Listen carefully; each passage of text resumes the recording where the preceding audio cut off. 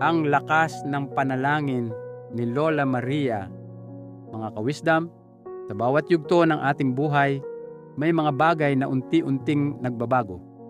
Ang lakas ng ating katawan, ang bilis ng ating paglakad, at maging ang memorya ay minsan nagiging malabo. Ngunit may mga bagay na hindi dapat kumupas. Ang ating pananampalataya at tiwala sa Diyos. Ito ang kwento ni Lola Maria, isang 78 taong babae, naging haligi at ilaw ng kanyang pamilya. Isang simpleng lola na hindi nakapagtapos ng mataas na paaralan, hindi naging mayaman, ngunit nag-iwan ng pinakamahalagang mana, ang lakas ng panalangin. Ang umaga ni Lola. Bago pa sumikat ang araw, gigising na si Lola Maria. Ang kanyang lumang orasan na dipulupot pa, tila ba laging sakto sa alas 5 ng umaga. Mabagal niyang aalisin ang kumot na pinagtagpi-tagpi ng kanyang mga kamay noong kabataan niya at hahanapin ang hawak niyang rosaryo. Uupo siya sa lumang silya na minanapan niya sa kanyang ina. Tahimik ang paligid, tanging huni ng mga ibon ang maririnig. Sa katahimikan ng umaga, maririnig ang kanyang tinig. Panginoon, salamat po sa panibagong araw. Ingatan mo ang aking mga anak at apo. Bigyan mo sila ng lakas, kalusugan, at ilayo sa anumang kapahamakan. Ganito araw-araw. Ang kanyang unang salita sa umaga ay hindi tungkol sa sarili, kundi tungkol sa pamilya. Flashback, ang kabataan ni Lola Maria. Bago naging lola, si Maria ay isang batang babae na lumaki sa simpleng baryo. Mahirap ang kanilang buhay, pero may isang bagay na laging itinuro ng kanyang ina, ang kahalagahan ng panalangin. Bata pa lang siya, lagi siyang sinasama ng kanyang ina sa misa tuwing Linggo. At bago matulog, maririnig ang kanyang ina na nagsasabing, "Anak, kahit gaano kahirap ang buhay, huwag mong kakalimutan na may Diyos na laging nakikinig." Natatandaan pa ni Maria ang gabi ng isang malakas na bagyo. Halos tangayin ang kanilang bubong at takot na takot siya noon.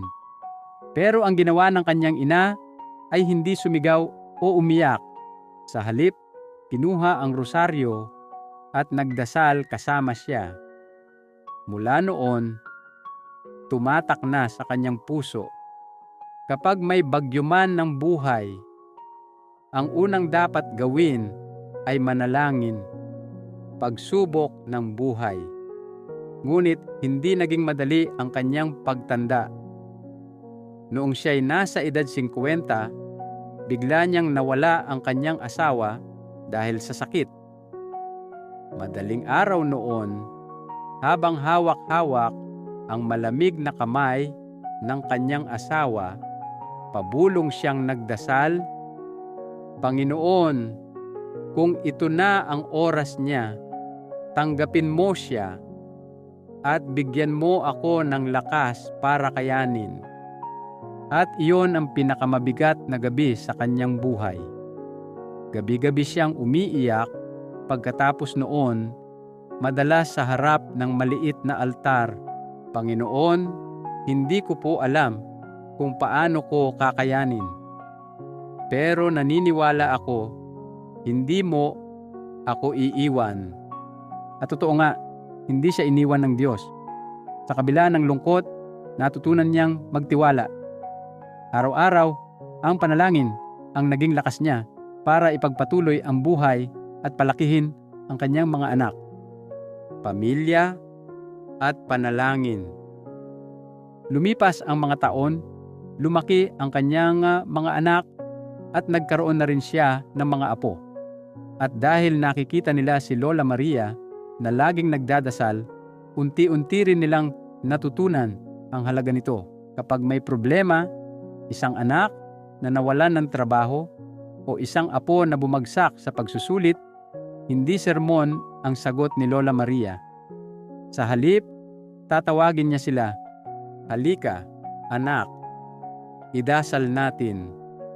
Kasi ang mga bagay na hindi kayang solusyonan ng tao, kayang sagutin ng Diyos. At sabay-sabay silang luluhod at magdadasal. Minsan, ang mga bata ay nagtataka kung bakit laging mahinahon ang kanilang lola kahit may problema.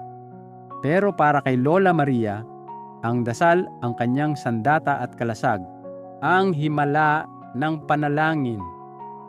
Isang araw, muntik nang masagasaan ang apo niyang si Junjun habang pauwi galing eskwela. Sa mismong oras na iyon, nagdarasal si Lola Maria sa bahay. Kinuwento ng apo, "Lola, muntik na po akong mabangga, pero parang may humila sa akin palayo bago ako natamaan." Napaluha si Lola at niyakap ng mahigpit ang apo. Ang kanyang sagot, "Anak, iyon ang kapangyarihan ng panalangin. Hindi mo man makita, pero ang Diyos ay palaging naroon." Simula noon, ang buong pamilya ay mas naniwala na ang dasal ng kanilang lola ay parang payong na laging nagpoprotekta sa kanila. Pagsubok ng kalusugan. Habang tumatanda, hindi rin nakaligtas si Lola Maria sa mga karamdaman. Madalas sumakit ang kanyang mga tuhod, nahihirapan siyang maglakad, at may mga gabing hindi siya makatulog dahil sa kirot ng katawan. Pero kahit sa mga sandaling iyon, hindi siya nagrereklamo. Ang lagi niyang sinasabi, "Masakit ang katawan ko, pero masaya ang puso ko kasi araw-araw kasama ko ang Diyos sa panalangin." Minsan, dinala siya ng kanyang mga anak sa ospital dahil inatake siya ng alta presyon. Habang nasa emergency room, imbes na matakot, tahimik siyang nakapikit at nagdarasal. Ang mga anak niya, bagamat kabadong-kabado, ay napayapa nang makita ang kanilang ina na payapa pa rin dahil sa panalangin. Mga aral sa mga apo. Kapag tinatanong siya ng kanyang mga apo, "Lola, paano po kayo nagiging masaya kahit mahirap ang buhay?" Lagi niyang sagot, "Mga apo, ang sikreto ay panalangin. Ang dasal ang nagbibigay sa akin ng kapanatagan. Kahit mahina na ang tuhod ko, lumalakas naman ang loob ko.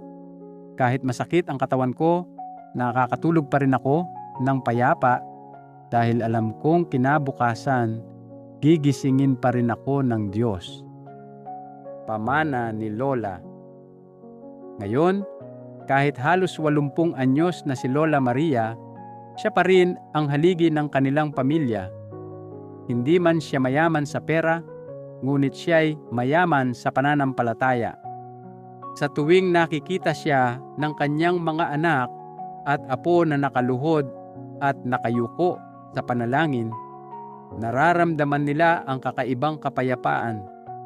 At iyan ang iniwan niyang mana. Mga apo, tandaan ninyo, ang panalangin ay parang ilaw. Kapag madilim ang dinaraanan ninyo, ito ang magsisilbing tanglaw. Kapag mabigat ang loob ninyo, ito ang magpapagaan. At kapag akala ninyo'y nag-iisa kayo, ang panalangin ang magpapaalala na kasama ninyo ang Diyos kailanman. Pagninilay. Mga kaibigan, ang kwento ni Lola Maria ay paalala sa ating lahat, lalo na sa mga seniors, na ang panalangin ay hindi kumukupas. Habang tumatanda, mas lalo itong nagiging mahalaga, sapagkat ang totoong lakas ng isang tao hindi lamang nakikita sa kanyang mga kamay o katawan, kundi sa tibay ng kanyang puso at pananalig. Kaya kung kayo man ay nakakaranas ng pangungulila, panghihina o pagsubok, huwag kalimutang manalangin. Dahil ang panalangin ay nagbibigay ng pag-asa, lakas, at kapayapaan na hindi kayang ibigay ng mundo. Ang panalangin ay hindi lamang salita. Ito ay pag-uusap sa Diyos, ito ang ating sandigan, at ito ang ating ilaw sa anumang yugto ng buhay.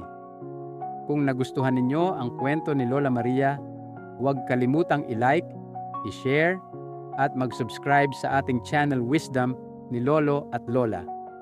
Dito, hatid namin ang mga kwento ng karunungan at inspirasyon na patuloy na magbibigay liwanag sa ating pamumuhay. Maraming salamat po sa inyong panonood. Sana ay may napulot kayong aral at inspirasyon. Huwag kalimutang mag-subscribe at samahan kami muli sa susunod na video.